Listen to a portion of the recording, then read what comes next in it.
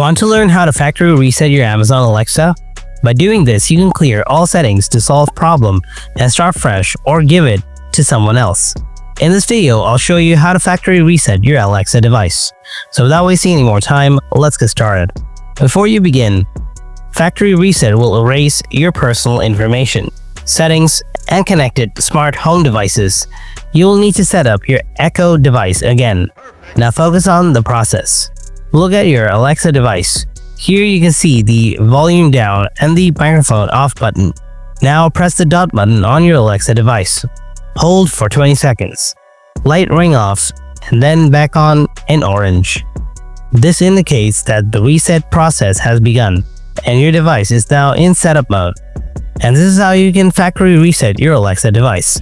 Hope you found this video useful. If you did, then drop a like, and if you have any kind of questions, then ask me in the comment section below. And thanks for watching. I'll see you in the next video. Until then, take care.